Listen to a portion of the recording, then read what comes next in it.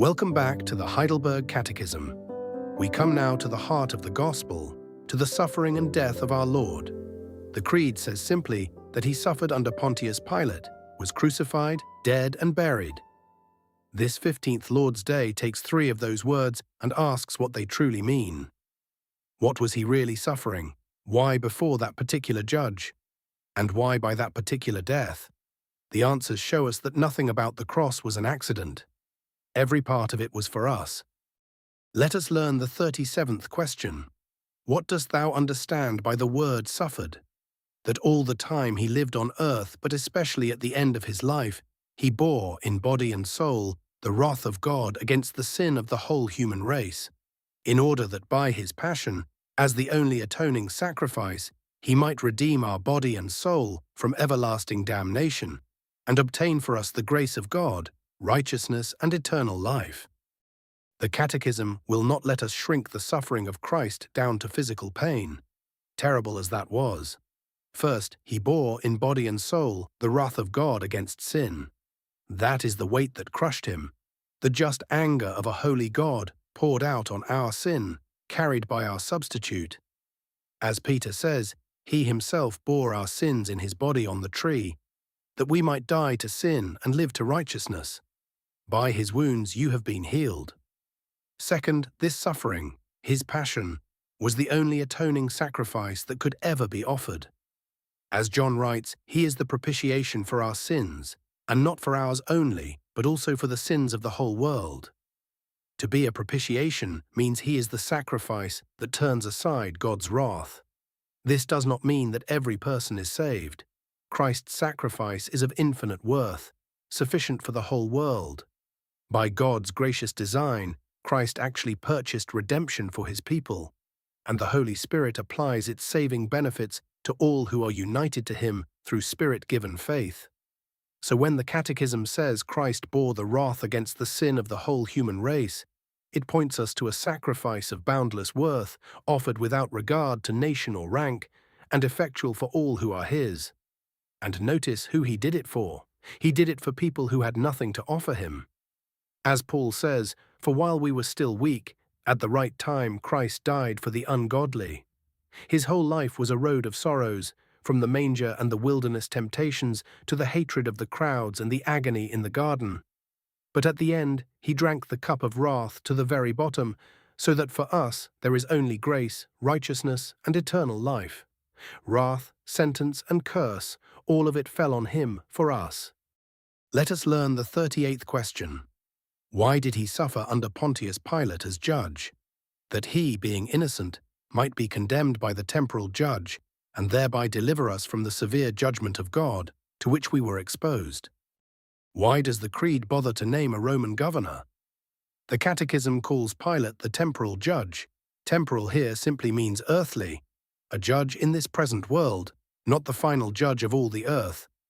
It matters that Jesus was tried in a real court and formally sentenced. Pilate examined him and admitted the truth out loud. He said to them, "You brought me this man as one who was misleading the people, and after examining him before you, behold, I did not find this man guilty of any of your charges against him, and yet this innocent man was condemned anyway." Here is the great exchange at the center of our salvation. The earthly judge who declared him innocent still handed him over to die. As our sin-bearing substitute, he endured the condemnation we deserved, so that the judge of all the earth declares believers righteous in him. As Paul puts it, for our sake he made him to be sin who knew no sin, so that in him we might become the righteousness of God. Notice the exchange runs both ways. Our sin was counted to him, and his righteousness is counted to us. God does not merely overlook our guilt, he credits us with the perfect record of his Son. He bore our condemnation so that we will never face God's condemning judgment. He was condemned, and so we go free from the sentence we deserved to live as forgiven people in grateful obedience. Wrath, sentence, and curse. All of it for us. Let us learn the 39th question. Is there anything more in his having been crucified than if he had suffered some other death? Yes, for thereby I am assured that he took upon himself the curse which lay upon me. because the death of the cross was accursed of God. The particular manner of his death carries its own message. In the law of Moses, anyone hanged on a tree was declared to be under God's curse. So when Jesus was crucified, lifted up on a wooden cross, he was publicly placed under that curse, the very curse that our sin had earned. As Paul says, Christ redeemed us from the curse of the law by becoming a curse for us. For it is written, "Cursed is everyone who is hanged on a tree." Think of the exchange. The curse that belonged on me was lifted off and laid on him. He was treated as accursed so that the blessing promised to Abraham, justification by faith and the gift of the Spirit, could come to us. As Paul says elsewhere, and being found in human form, he humbled himself by becoming obedient to the point of death, even death on a cross. The cross was, humanly speaking, a terrible injustice, but it was not an accident or mere tragedy that happened to him. It was the curse he willingly chose to carry in my place. Wrath, sentence, and curse, all of it for us. So let all of this rest on your heart. Remember the three words we began with. He bore the wrath, the sentence, and the curse for us. First, the cross was more than nails and thorns. It was the wrath of God against sin, borne in body and soul by your Saviour. Let that show you both how serious your sin is and how great his love is. Second, an innocent man was condemned so that you, the guilty one, could walk free. Are you still trying to answer for your own guilt when the sentence has already been served? That does not remove the call to confess your sins, turn from them, or repair harm you have done. It means none of those acts can or must atone for you. Christ alone has answered for your guilt. And third, he became a curse so that you might receive the blessing. If you are trusting in Christ, you are no longer under God's condemning wrath or his curse. Stop bracing for the curse and receive the blessing he bought. Even a weak and trembling faith that clings to Christ truly lays hold of him. The blessing rests on his finished work, not on the strength of your grip. That does not mean the Christian will be spared suffering or the loving discipline of the Father, which the letter to the Hebrews calls the mark of a son. It means none of these is God's condemning wrath or the curse of the law. In Christ, even our trials come from the hand of a Father who will never cast us away.